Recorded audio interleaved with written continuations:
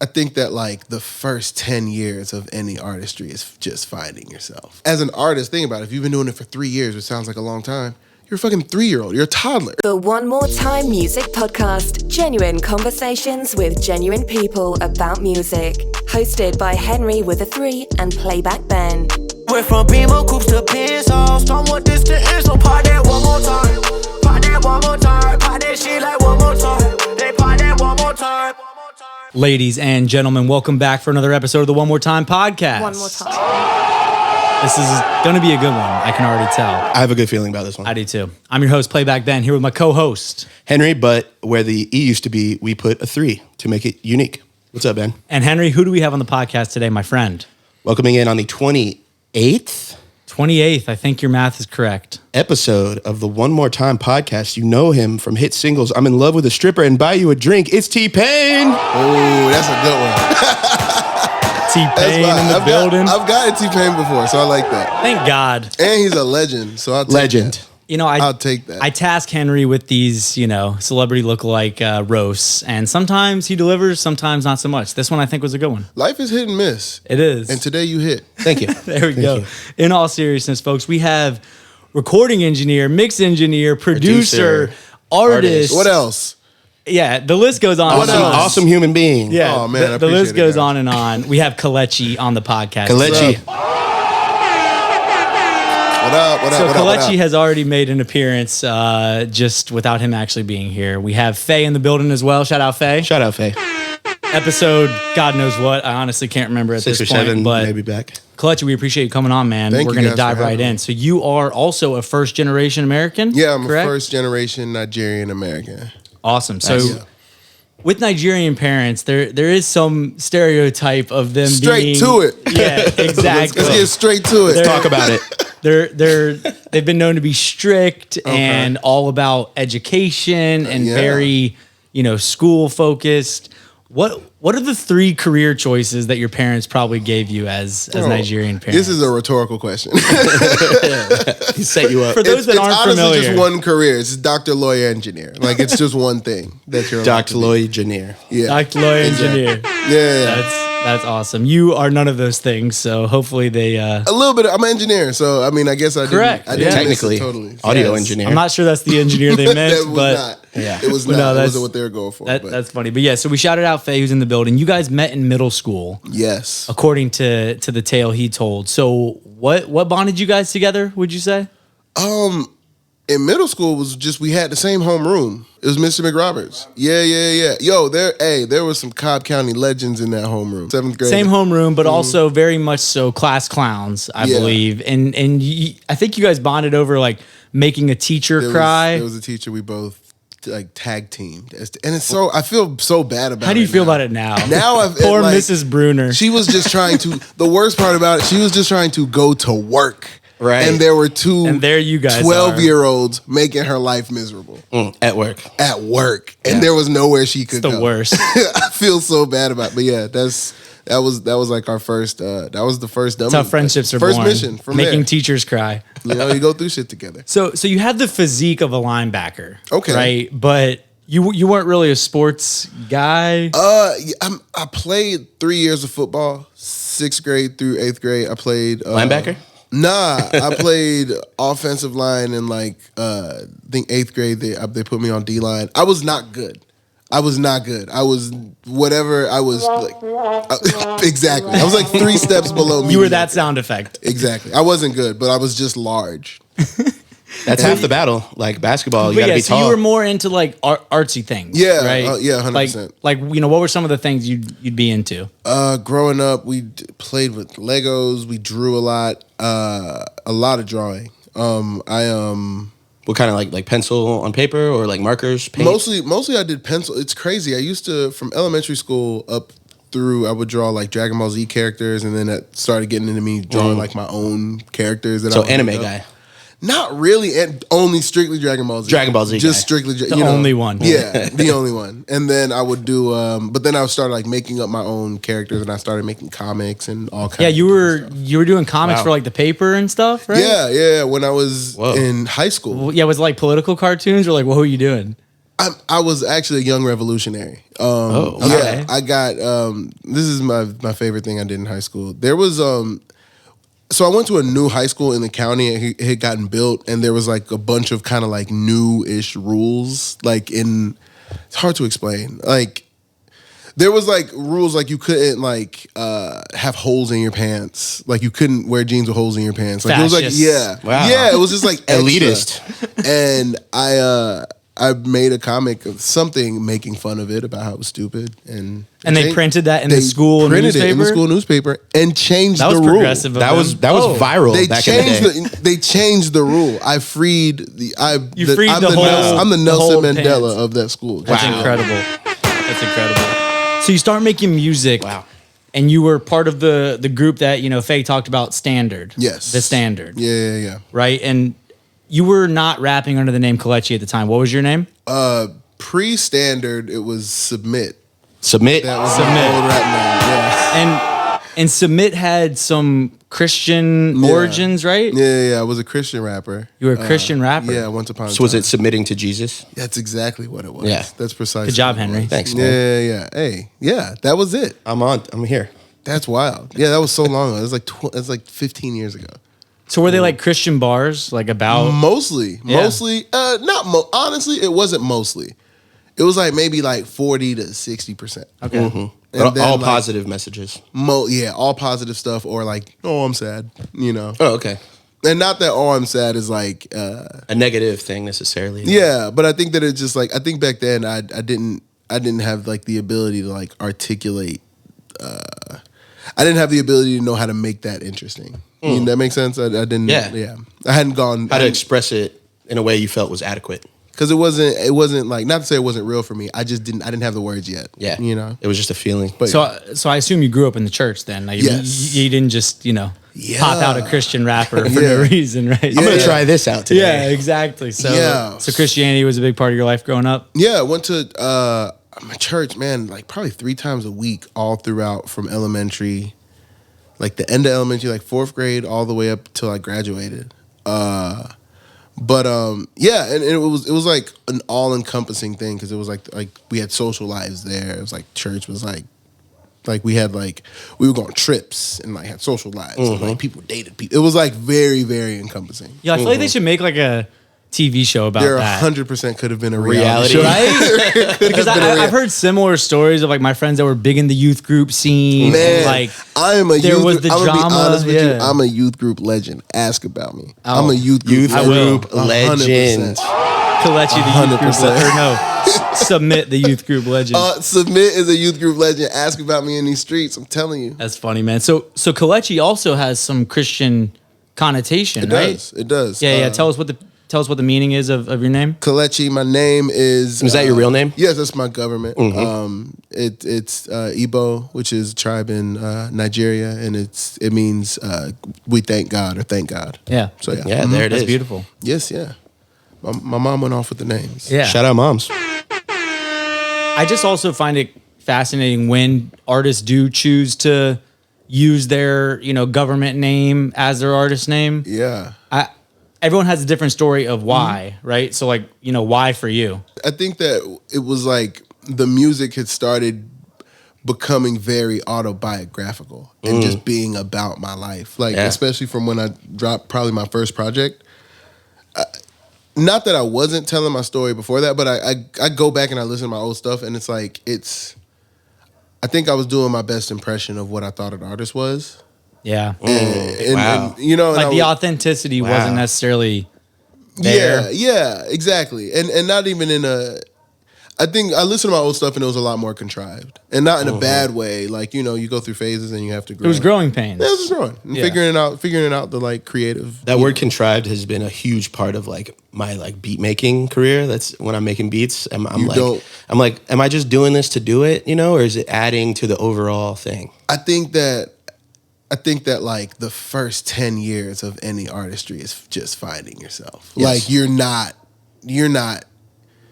yourself. I mean, as an artist, think about it. If you've been doing it for 3 years, which sounds like a long time, you're a fucking 3-year-old. You're a toddler. You know what I'm saying? Like You're an not, artist in that toddler. game. You're an artist. It's not like you don't like. I think like you're not a mature artist until like you got to be like 7 years in it to where you're and not.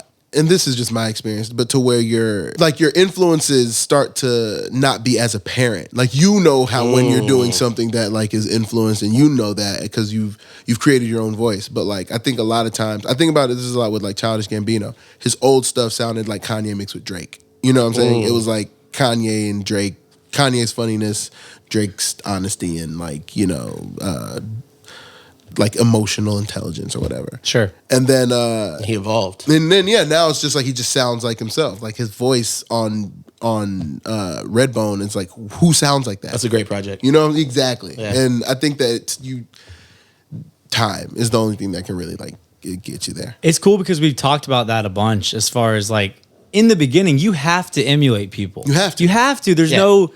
Yeah. That's how it starts. I mean, That's no be artist inspired. starts without. You have to be inspired. To produce, when I started producing, I was reverse engineering Kanye West beats. Yeah. I would play the beat, figure out what he sampled, listen to the drums, and try to hear drums that sounded kind of like, and I would just make the same beat again. You know what I'm saying? And it's like,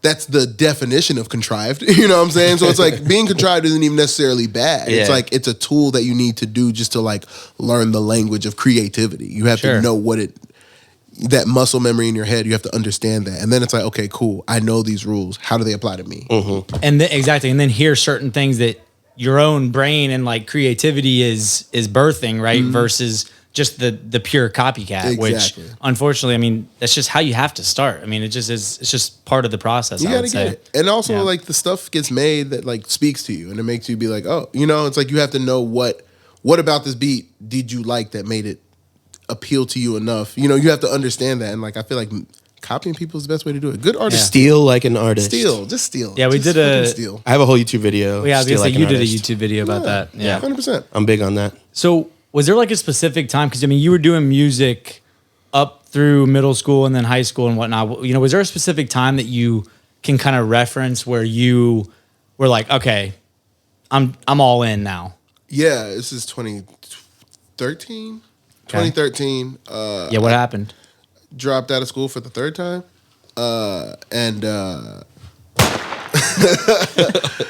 Give me two more for the third time. That was school, yeah. Boom, boom. That's three. Yeah, that's Bam.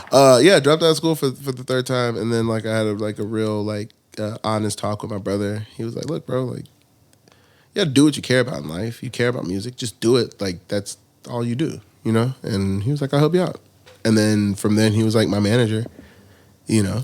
Like he still is now, right? He still is, yeah. So that's like, awesome. That's so cool. It's wild, and it's like It's a family business. It's quite the literally best a way family to do business. it. Yeah. So like he was like the catalyst to make me be like, Yeah, he was like the battery in your back at that point. to put the other foot in. I had one foot in, he got me to put the other one. I do have to ask though, what was telling your parents like? It's crazy because I we know go. exactly, From what I know about, you know exactly what parents they like said? yours. It's wild. It's because in the moment my mom was extremely dramatic about it. Not that she was like she was just like she didn't shocked. even get mad. It was shocked. She got sad, which hurt my Which is- feelings. That's worse. That's way worse. She So got much super worse. sad. But then like I'm not mad, I'm disappointed. yeah, you know, she's like No, seriously. she goes I'm gonna hurt every day until you go back to school. Oh my God.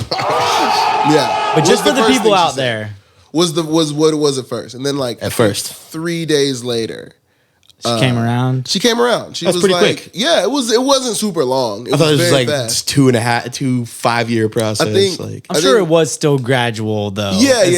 She was Under- probably still waiting for you to fail. The wild, Maybe. no, not even. The wild thing Oh, is maybe like not, okay. the wild thing is she was like, she's like my biggest fan now. I think Yeah, that yeah. in the moment it was like But you're also very successful now. So, or like, have built a I mean, I appreciate that. Yeah. Yeah, like I think that in the moment she was sad because, she wants something stable for her kid. And then the thing she comes around to is, life's about doing what you want and trying to be happy or whatever. And my mom also I went to college from my freshman year. I went to college from home. I wrecked my car, and then there was a point to where she was having to like pick me up from school, like off of work, and like and I remember a moment where she like she had looked at me like it was after school, and I got in the car, and she was like, "You really hate this, don't you?" Like I think she like saw me as like a person in that moment, like not just like her kid, like. Because I think that it's easy for parents to think that like when their child is like drained from doing something, it's like, oh, you're lazy or you're rebellious, or it's like, no, it's like not into it. I hate this. like this kills me. Yeah, like she could tell you were trying, but it was just like because I was still doing it. Yeah, you know, and because like, you could have been skipping, you could have been I mean, whatever. I'm sure you were skipping. No, earlier than that, I was skipping. Before that, I was skipping. Pre that, Fair I enough. was like skipping shit. But like, I remember. But at that point, when she was like picking you up, she saw So she saw. I think she the saw hatred it, of it in your I think eyes. she saw it like wearing me down. She knew in order for me to be like, I'm not doing this anymore, and knowing that I was going to hurt her feelings, then it must have been important to me. Right. Yeah. And I think that's the thing that brought it around to her. She was like, well, you care about this, and it's like, And you care about her, so Yeah. it must Exactly. be super important. yeah. So there was a contest Yes. that kick-started it all, I would say. It's so funny. That Yeah. there was Tell a the contest. people like what contest you won and kind of what that whole experience was like. Yeah, so in 2015, Mountain Dew had put on this contest. Do the do. Yes. This guy's like a kickstart fiend. Oh, well, there you go. That's Shout out his. Mountain Dew. My dad that's got me his caffeine, addicted. I blame him. Shout out to Mountain Dew. They were doing a contest. It was called the Open Call Contest, and they were like giving away $50,000 to an artist to make an album. And you just entered a song, and they listened to the song and picked somebody. Did it have to be That was, like, about the whole thing. anything in particular? Nope, just like the literally song. any song. Just A song. If dope- you had a the song, dopest it had to song be we on got. SoundCloud. And I had a song that was on SoundCloud already, and So you just Wild submitted thing- it. You didn't even have to make. I a didn't song. even submit it. My brother submitted it. Shout out your bro. Wow. Shout out UConn. UConn. Nah, yeah, shout out to UConn UConn. is the fucking G. UConn asked me to submit it minimum twice, maybe 3, could have been up to 5. That's a good manager. UConn sounds like a Asked me major to. major Now player. listen, asked me to. I did not. Yeah, but he of So course he was did like, it. he's not took going it to do upon this. himself. That's He did yeah. it. So yeah, That's a good manager. Ben, submit me in some contests. Bro. I got What you, the bro. fuck? yeah. That's so he puts it in. It gets Need to more like beats, the bro. semifinal. It gets to like the semifinals. We're like, we might win this, and then we win it. Wow. Yeah, so from the time of winning to the time of like actually getting the money and then actually making the album was probably over a year, because like those contests are legally. Is it like a record label that doesn't pay for like a year? No. So like It's okay if you don't want to burn a bridge with No, Mountain no, Dew not right even, now, not but, even, like, not even. Was there not accounts even. payable on top of it? No, I no, mean, their accounts payable was on top of it. What happened? I can talk about What this now. happened was? What happened was like I ended up having to give like the producer of the song Oh God. almost. I gave a He 5-figure amount of money Oh Wow. God. immediately off the top of that, because You didn't get exclusive rights to the beat. No, didn't get exclusive rights to the beat. I remember when the song got done, I was like, oh yeah, let's do the thing. He was like, all right, cool. I was like, what's your manager's information? Send it to me so we can get the stuff taken care of. Okay, I'll do it. Months went by. They didn't never come happen. around Then he sent it until- back, and then it was like, oh, sorry, I switched lawyers. Let's do the. It was like a bunch of Oh, like man. things that were of note. Now it's like, oh, now iron all that shit out up front. Iron all that shit out up front, but it just Yes. wasn't ironed out up front. And then it That's was like, fucking.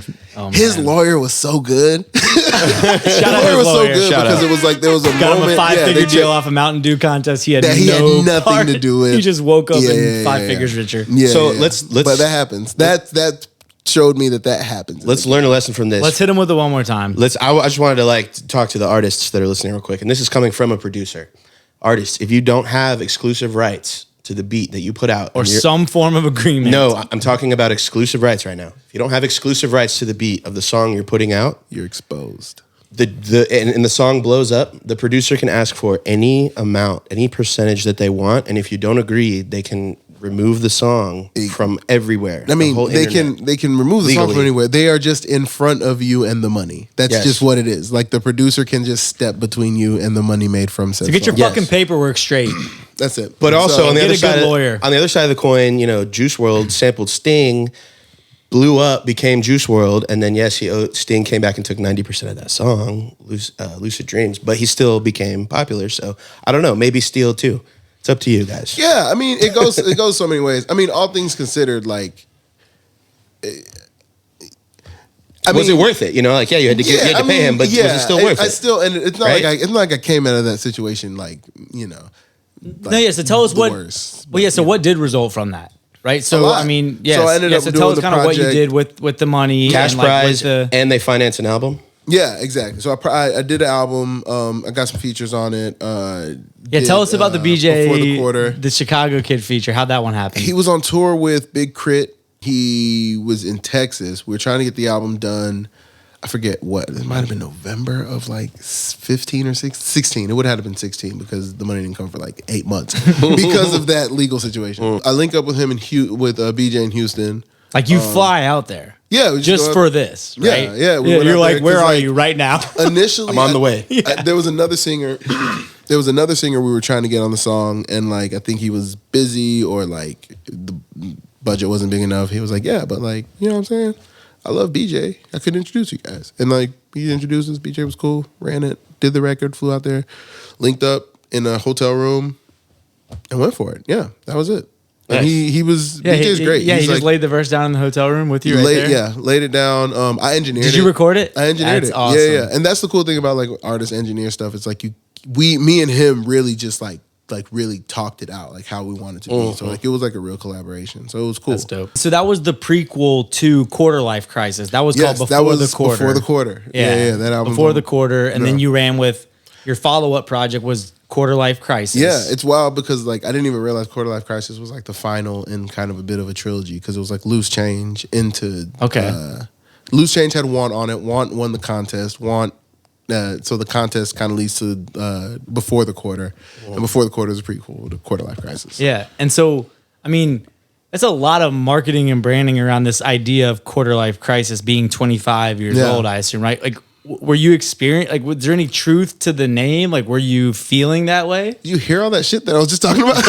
Yeah. So all of that was happening before I was 25. I kind of viewed like turning 25 as this. I just didn't know if it was like, a catchy name or if you were like embodying. yeah, like, yeah. It was real. I'm feeling kind of overwhelmed and life in shit's general tough, was even though I'm very- only 25. But Yeah, it was very my idea of tumultuous, you know. Sure. and it's all it's all Yeah. perspective. yeah, and like, I think that I had an expectation of what like adulthood was. I've completely let go of expectations of adulthood now. Yeah, I'm it's probably different wise. now, man. It's not the same. Like it's a wild thing. what But people think.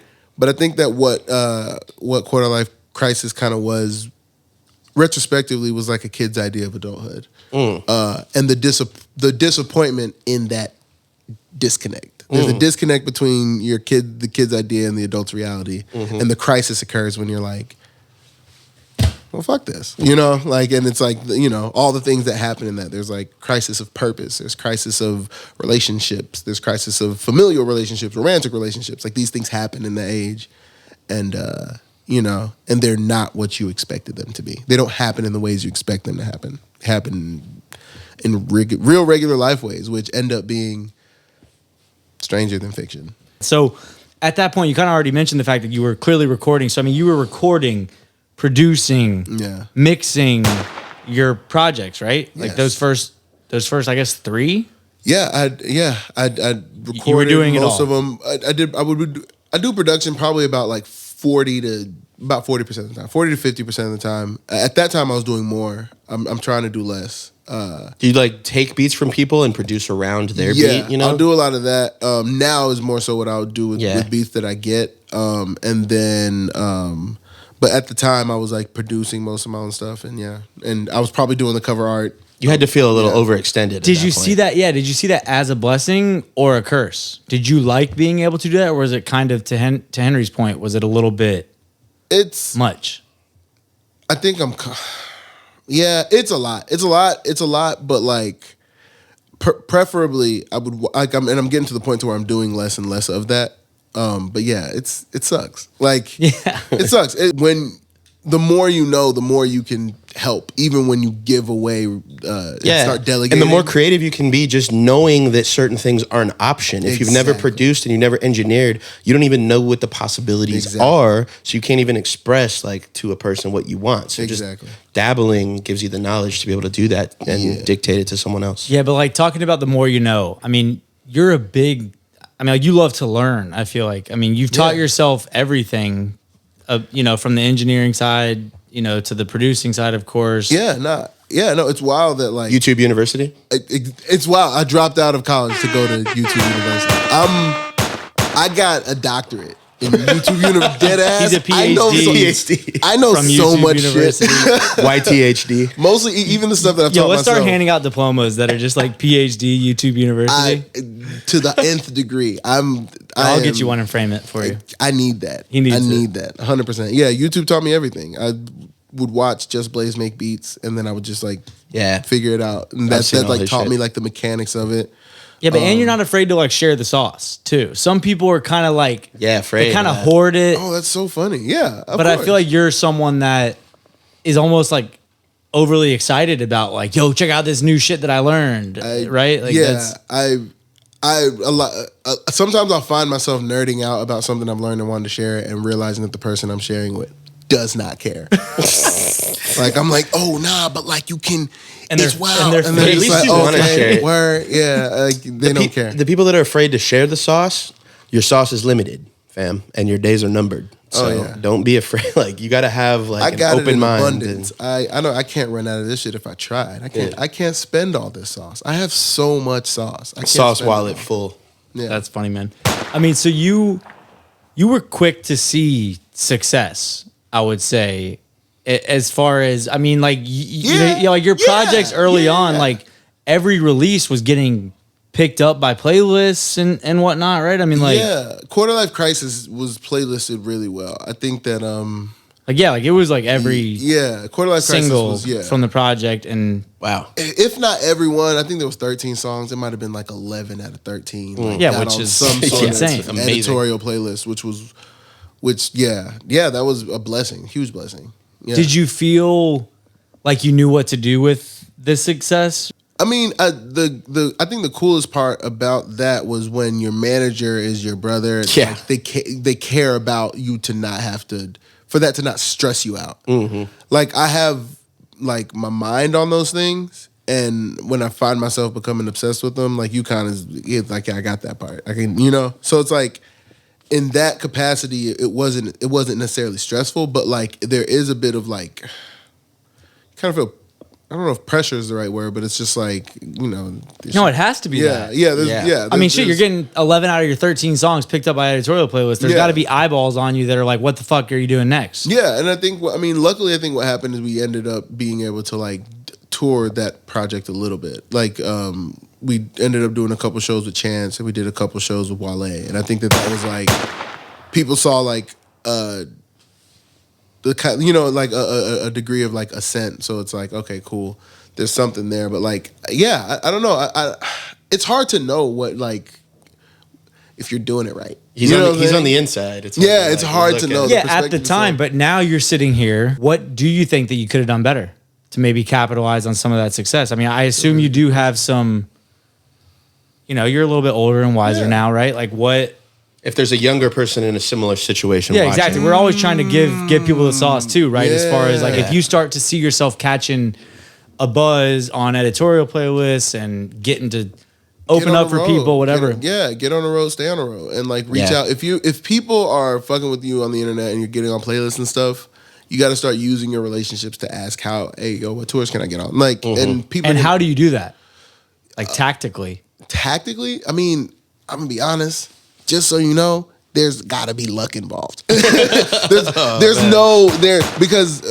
what worked for us with getting on the road with Chance is that like I had been cool with Pat for 4 years before that because he had a blog in 2010 that I sent music to once at like midnight. Wow. And then we became Facebook friends. You see what I'm saying? So it's like I can't control that. Like, but you can improve your chances. You can improve your chances, and you can improve your skills, and then you can make attempts to get on the road. But it's like I can't give someone advice who's whose Facebook friend turned real friend ends up being the manager of the biggest independent artist in the world. Like I can't, you know what I'm saying? Like so it's like there's a degree of skill and dedication and that, but like I'm also very lucky. Like, you know, like, and that's a thing that like I mean, or lucky, blessed, favored, you know what I'm saying? Like I believe that there's forces beyond all of our control that give us all our particular context. You know what I'm saying? So it's like,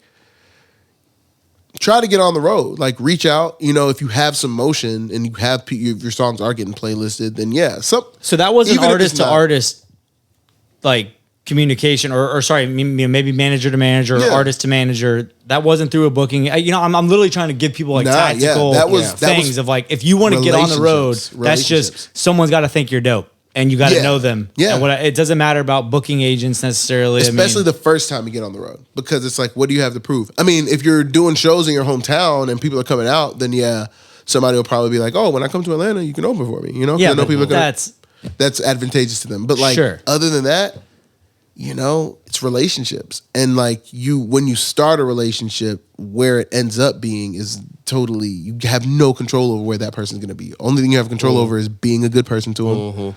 Shouting them out on their birthday, being funny, being charismatic, being a real person. Being a real person. Like that's the only thing we really have control over. We've talked a lot about that. Is like just be a genuine fucking human. You know? Like stop being a clout chasing robot. So you mentioned a couple of artists that you've opened up for or supported on tour. Go ahead and name drop a few more. I mean, you mentioned Chance, you mentioned Wale. Who are some of the other folks that you've been on tour with or supported? Yeah, shout out Chance, shout out Wale, the Shine tour. Jidenna in 2019, we did the 85 to Africa tour with Jidenna, and then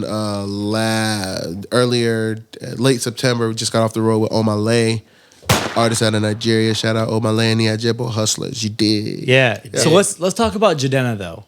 Because for those that don't know Jidenna, you're living under a rock because he's fucking dope. That's and he's Nigerian as well. Jidenna is Nigerian as well. He's from Enugu. Yep. But he's also got ties to Atlanta and he's from everywhere. Yeah, he's like a worldly guy from what I can tell. He's from the Midwest. I think he was born in Wisconsin. I might be messing up, but he might be born in Wisconsin. But he has like ties in like New York and Boston. He's big and like because it's like because he went to college. He's a collegiate guy. So like people go to college that have like one home in their like college place, then they have their home of where they grew up in, and then ancestry. Home. Exactly. So he's like from everywhere. But that's the guy. Shout out to Jidenna. Yeah, because I mean, not only did you support him, but I mean he's become, I would say, like a mentor of yours. Yeah, it's wild because like when I think of like rapper friends, I don't be thinking of Jidenna, but then I'm in my head like he feels like he doesn't mean it, Jidenna. No, but what I mean is he feels like we'd love to have you on the podcast. He feels like a distant cousin, is what I mean. Like when he met my mom, he like called my mom auntie. You know what I'm saying? Yeah. Like, and I think that like the kind of cultural similarity there kind of like makes it be like it doesn't feel like a music friend. That makes sense. He just kind of feels like a homie. So on the Jidenna tour, that was kind of, I would say, where you got inspired to tap in more to your Nigerian roots. Yeah, right? Sonically. I think that it was it's wild. So I made Waiting for You, which is like maybe one of my biggest like Afrobeats records. But like I'd made that in July of 2019. Shout out to DJ Poison Ivy. She sent me the beat. DJ Poison Ivy? Yes. We'd love to have you on the podcast if you're around. Let's get it. If you're ever in Atlanta, stop by. And so I made Waiting for You. This is July 2019, I believe. And we went on that. We ended up going on that tour in end of September. October to November. But it was like, I think that what happened on that tour is like, I've always like tell people like I'm Nigerian, like I'm like it's, but I think that in my like day-to-day life, the culture felt more like it was my parents, if that makes sense. Because it's like the things that I attribute, it's like it's food, which, is mostly cooked by your mom and your aunties. It's events like weddings, graduation parties, wake keepings, christenings, these things that are like, these are a culture, but like there's things that you go to with your parents. I think that with the 85 to Africa tour kind of did, and I didn't notice it at the moment, but like it took like all the like Nigerian and African shit, but like it fit into my current adult life. Like And your music shit. exactly. You're it was like, in whoa, music. It was in my life. It This was like culture applies to not just my like exactly. It wasn't something that I just tied to- weddings that I went to for my cousin or Exactly, friends, exactly. or like my mom making some dope Nigerian food. Exactly. Like, Exactly. these So, are my things. it's mine. It was for totally, you. Exactly. So But like yet it was Nigerian influenced. and I think the wild thing is that like That's cool. my mom had always been like, "Oh, you should make Afrobeats." Like when I first started making music, she was like, "Oh, this is cool. Like rapping's cool, but you should make Afrobeats too." Like she said it like 10 years ago. And She was progressive. man, my mom's different. She knew ahead of her that time. Afrobeats was about to fucking blow. I'm telling you, these labels need to hire her. But yeah, like Shout out Kelechi's mom, the A&R. but yeah, no, it was I think that it being like a part of my life and it being like natural and like all throughout that tour, we bump it Rema. We're listening to Do Maybe, we're listening to Fireboy, we're listening to like these Nigerian artists. So I'm like, oh, this is just what I'm doing. You know what I'm saying? Like rather than it being something that like happened out of like Necessity. trying to do it or out of necessity, it was just Contrived. natural. Exactly. It love was that just word. like it just smooth. You know, it was Yeah. just like Yeah, how many happened. stops was it? 31 Oh, or shit. 32. 31 or 32. That's big. Yeah. It was a lot. We That's found big. out we were doing that tour 6 days before we did it. Is that But two, yeah, so two or you- 3 months probably, right? A month and some change. Yeah. Oh, there's It's probably a lot every of night, shows. back to back almost. Yeah, right. It would be like most days in a row would be 4. You can't really do more than 4 shows. Maybe in a like row 5 a before. week. Before you pass out. Yeah. Yeah. 5 or 6 a week. I'm pretty much like 5 a week. Yeah. An average of about 5 a week. But yeah, so Waiting for You was, I mean, it was very well received, I feel like, on tour, right? Yeah, people love that song. Yeah. people Yeah, so really let's- like that song. Let's go ahead and play play a a snippet. snippet. Let's do Oh, it. nice. So that was a snippet from Waiting for You. Yes. And that was off That was off Going Home. Going Home, Yeah. which is your most Latest. recent project, Most right? recent project dropped at the top of 2021. Yeah, so go stream that shit. You should. Indeed. But yeah, I mean, because I heard like the crowds were, learning the hook by the second hook, and they were Yeah. like getting into it. Yeah.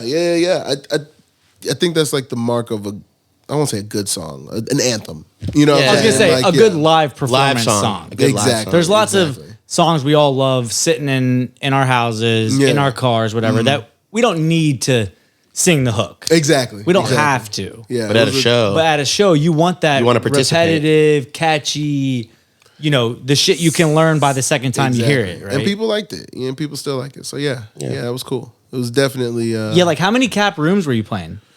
I think maybe the smallest room we did would have been like 500. The biggest ones went up to like Probably like 2,000 type. 2,500, Yeah, like a- 3,000. yeah, like a somewhere in that tabernacle range. type of, tabernacle. of venue. Yeah. Yeah, that's dope. nice. That's dope. Yeah. So,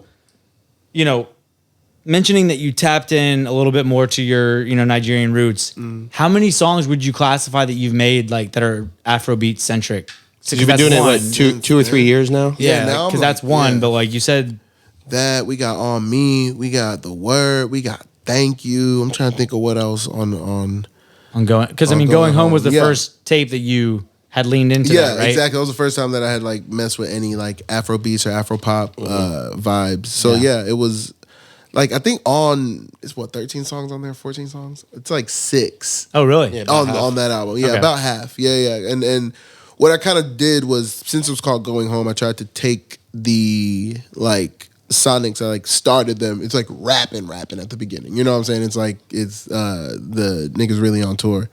And then you go home. And then I go home. So I like Yeah. take it there, like I'm with sonically. you. I take it from the raps, and it like slowly goes from like Road Life and Waiting for You is kind of like, and then it gets into like On Me, and it gets more and deeper in there, and then I like bring it back to like going back to Atlanta. So I do you love feel that. comfortable doing it? Love that. Now, like, Yeah. how do you feel, right? Because it's a pretty. I mean, it's not like going from country music to rap or something, Mm-hmm. right? It's but it's a left turn, right? Like, how do you feel making it? You know what's wild? It's I don't want to say easier in the sense that I'm like insulting an art form, but It's more natural for you. More natural. Yeah. Yeah, Like that's what this is like music that like I've been listening to since I was a kid. So like that is the kind of things that I do there like are way more. There are verses that I didn't write. You know, like Yeah. and I'm a writer. Like I have all my Freestyle. Every verse I've done on my phone is there, but there are some verses that I was really like, oh, I can just get the Waiting for You. Not Yeah, Waiting for You. I still have the rough of Waiting for You. The structure of the song I did in one take. You know, I just went in there. I hummed, waiting for you. I think the music. I think the music that every artist should be making is the music that they make easiest. Whatever comes easiest to you is probably what you should be making. But on the same token, challenging yourself is also fun. Try stuff. And I've heard a lot of artists say that some of their best songs have come from when they've felt like really outside their comfort zone. Do you think that's true? I'm trying to think of when I'm outside of. I think that in the cool thing about like the Afrobeats tinged or like my more Afrobeats records is I won't say I'm out of my comfort zone, but I don't feel like one of the greatest, if that makes sense. I feel like I have the potential to be. And it feels fun and it feels like I'm like you ever see like I won't say I'm getting it wrong per se, but like if you see like a skateboarder trying to get a trick right over and over and over, and they get obsessed with like, yo, I'm like trying to sharpen this thing that is somewhat new to them. Like they may have done a million ollies, but they've never done an ollie, blah blah blah, kickflip over that particular set of stairs. You know, and it's like, let me figure out how to do that one right. That's the fun thing that's happening with. Hip hop is a beautiful art form, and not to say that it's like simple or that like any one person can master hip hop. But I've been doing that for more than 10 years. You know, like I've been making music since I was 14. Put in the hours. You know, and I think that it's fun that something feels like new again, and I feel like a beginner again, and I feel like almost a new artist right now. So I think that's the more that's dope. Yeah, that's kind of the fun part about like really reaching out into different like genres and sonic zones. You know? Yeah, it makes me think of on TikTok. There's this whole wave of people going on TikTok live and doing like trick shots. You've seen like the Dude Perfect and doing like crazy trick shots. So they bounce like a ping pong ball off of like 5 pots and it lands in a solo cup that's like spinning. They're always trying to make a new one. A new challenge, and then it takes hours and hours of like sitting there. Well, this is what Henry does in his spare time. He watches these people perfect these ping pong balls. I understand organic reach, and I know where the eyeballs are, and I'm absorbing and understanding the platform. So Fair enough. Yes, I am it's on market TikTok. research. Follow me on TikTok. Henry with a 3. Don't enable him, Kelechi. But no, so going home is kind of perfect. You're going home. Yeah, I'm soon, going home like, very soon. Yeah, by the time this episode drops, you might be on a plane. You might be home. I don't know. You might be on a plane. I might be in the middle of Nigeria by the time this shit drops. Yes, you're going to Nigeria. Yeah. What are your plans? What are you getting into while you're there? So of course going to see family, of course touching down, you know what I'm saying, in the village, of course. But also I'm doing a show at Ultima Studios December 4th. And it's to really take that whole going home thing and bring it home. Yeah. So that's super dope. Yeah, doing a show. And did you know you were gonna plan your trip to Nigeria when you released Going Home? No. Okay. I did not. So I knew that I wanted to. It was not literal at the time of releasing it. It wasn't, and this happens with my songs all the time. They like, start as metaphors and they become real. Shadow your own shit, and then you're like, fuck it, I'll do it. Manifestation. It's weird manifestation, prophecy fulfilling thing that I keep doing over and over on accident. But that's funny. Yeah, no, that wasn't a part of the plan. It wasn't a part of the plan. But then it just kind of developed as we were going. We were like, we might be able to do this. And then, we got contacts there, and, I had to meet my family over there. It was like, can we do this? Is this your first time going home? Yes. It's his first time. That's got to be special, man. Yeah, man. It's Are you like nervous, kind of? Like, of course. Yeah. I mean, you can't. There's like a bit of nerves, and then there's like the understanding that hundreds of millions of people do this. So it's like I'll be fine. But like the flip side of it is like it's an environment that like I'm not used to. It's like I'm going to do something I've never done. That's so cool. No, I love that. It's wild. It's really it's crazy. But Yeah, and so your upcoming project that you've hinted at, teased, talked about online at Lagos. At Lagos, yes. It is AT Lagos. Yes. So at Lagos. It has the double meaning. Exactly. Some kind of homage to Atlanta. Yeah, of course. Where you're kind of born and raised, and 100%. Then of course Lagos in Nigeria. It's to me, I think it's funny when people be like, am I a rapper? Yes. It's like, am I an Afrobeats artist? No. Yes. Like I experiment with global black music. Like that's my thing. And I think that there's that's a cool way to put it. Yeah. I think there's a blurring of like hard lines right now, and with that it comes unification. In my like best case scenario, seeing it. So like in trying to like unify cultures of Black people globally, it's like there's rap, there's Afrobeats.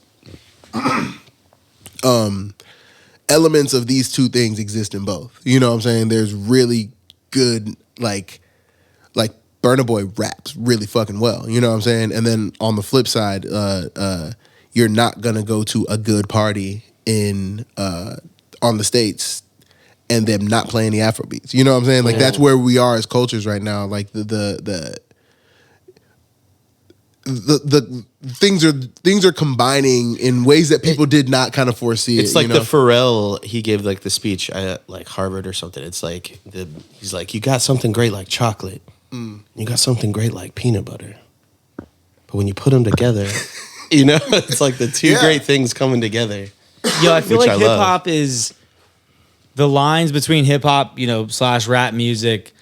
It's doing that with a lot of other genres right now. Yeah, I think it's been doing that with like the rock and punk side of things, right? You got the like Machine Gun Kellys and just you know even like the Juice WRLD and like other people like that, and then you have, to your point, the blurred line that's with kind of the Afrobeats genre.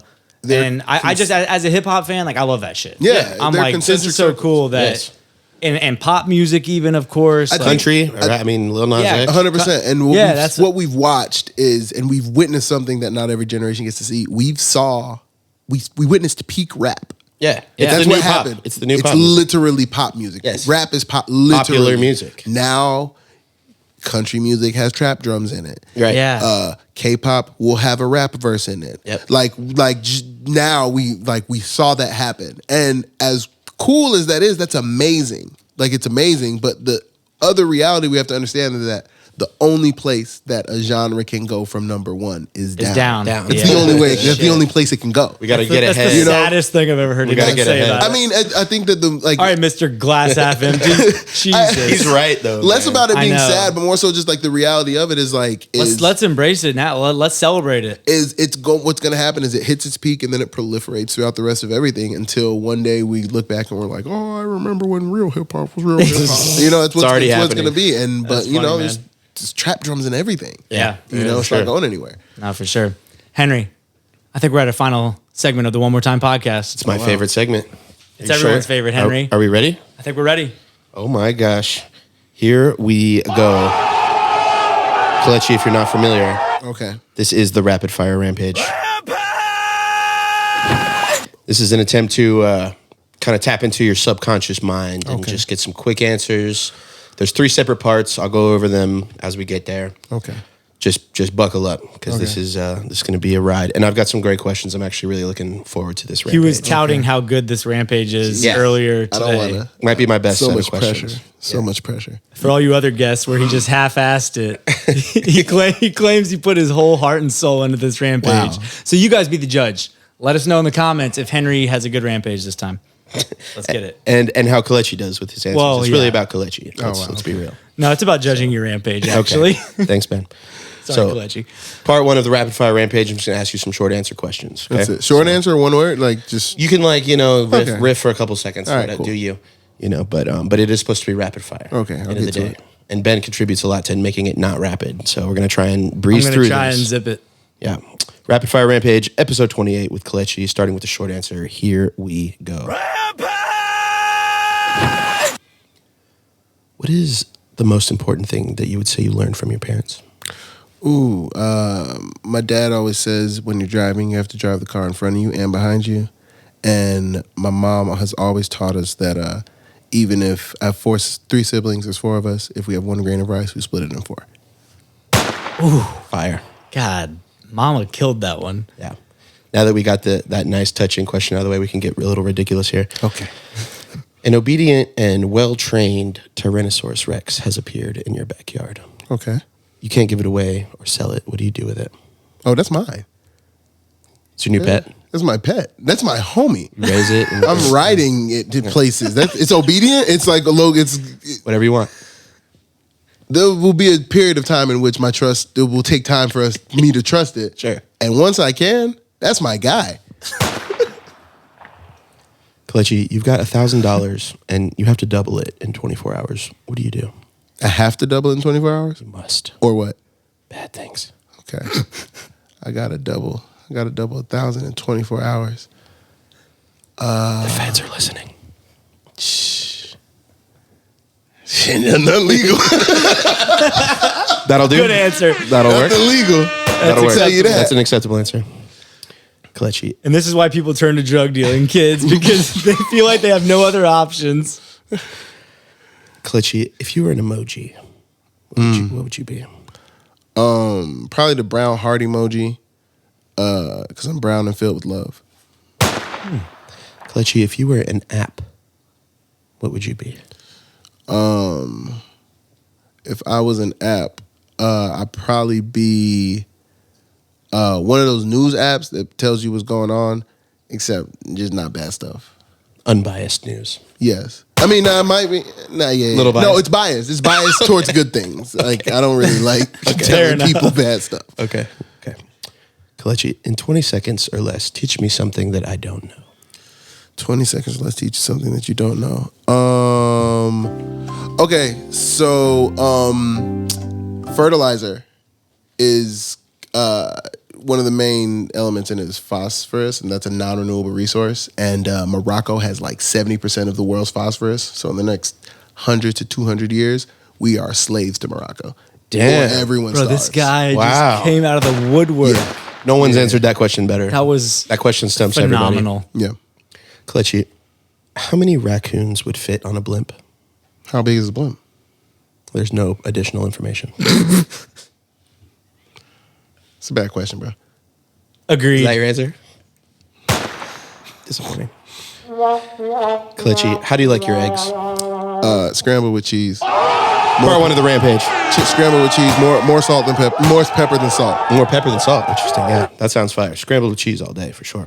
That was part one of the Rampage. All right. It was great. Flew through it. I'm not. I mean, outside of your shitty question that you threw in there, like that was a really good rant. I need to know how big it was the blimp meant to be is. difficult. I need to know how big the blimp is. No, you don't. There's Blimps come in valuable so many information. sizes. There's no Yes. time to ask questions. You have to react. This is There's a so rapid many fire Rampage. This different could be a sized Nickelodeon Kids Choice Awards blimp. This could be a whole blimpy blimp. This could be a military sized blimp. You're not supposed to try and the interpret the Hindenburg. questions. You're just supposed to answer them. So that was the only blip on an otherwise spectacular short answer segment. We're moving on. This is the this or that. I'm going to give you two choices. I'm going to Okay. pick the one that stands out more to you, that you feel more gravitated towards. can do So that. this or that. Here we go. This or Episode that. 28, Kelechi. The This or that. focus. Here we go. Lyrics or flow? Flow. FaceTime or voice message? Voice message. Good answer. Underrated. Dogs Dogs. or babies? Dogs. I said what I said. What if I said, or you get $1 million? Dogs. Netflix or YouTube? YouTube. Zoo or aquarium? They're both animal prison. I'm gonna go. I don't with, fuck with either anymore. I'ma man. go- That's an acceptable answer. I'll go with aquariums just because like the water feels a little more distant, but like they're all institutionalized. Bro, I in my like older age am like sketched out by both. Like hands down. For what? Yeah. Either a 99% chance of winning $100,000 or a 50-50 chance of winning 100 million. 100 million, 50-50. Ooh, that's crazy. Love this question. That's crazy. Man. 99 for 100. I'm gonna go 99 for 100. Guaranteed I'm gonna go bag. 90. I'm gonna go Guaranteed 99 bag. for 100. Yeah, that's like close though. You I like it. it almost jumped out of me. Good one, right? Yeah. Lupe or the game? Lupe. BMW or Mercedes? BMW. Purple or green? Green. Instagram or TikTok? Instagram, sure. Not a social media guy. Not at all. Unimpressed. Not at all. I'm getting there though. I'm trying to take that part of my identity away. I'm sure I'm UConn's trying to like stop- on your ass yes, about it, bro. I'm trying to stop claiming that As all of us being a part managers of my are. personality. Get on TikTok, bro. If you want people to discover who Kelechi is. On it. Pet pig or pet goat? Goat. Smart or beautiful? For myself? Like There's what no I would additional choose to be, or what I'm trying to understand. There's no additional There's no information. additional information. Being smart is a more valuable skill. Mini golf or bowling alley? Bowling alley. Pirates or ninjas? Ninjas. Part 2 of the Rampage. Part 2. That was pretty flawless. He's depending on how this last section goes, he could be in the Hall of Fame for Rapid Fire Rampage. Let's get this shit. Let's get this shit. this shit. Top of the morning. Last part of the Rampage is going to be a word association. I'm going to give you one word.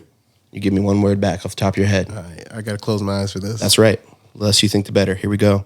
Episode 28 with Kelechi. Word association. Rapid Fire Rampage. Rampage! Snake. Grass. Base. Mint. January. 4th. Mountain Dew. I'll take it. Social media. All right. Okay. Emotion. The ocean. Lil. Nas X. A&R. And are these nuts? I don't know. I have no idea why I said that. And that's why we do this, people. That's why we love this. I absolutely why know. this is the I don't best even segment. know where that came from. It's a PR's nightmare. That's why this is the best segment. College. Bye. Meditation. Need that. Faye. My boy.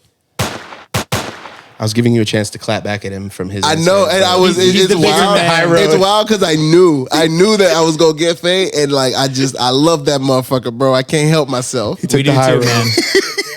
Faye feels bad now. Politics. As usual. Going. Home. What a rampage, folks. What an episode. What a man.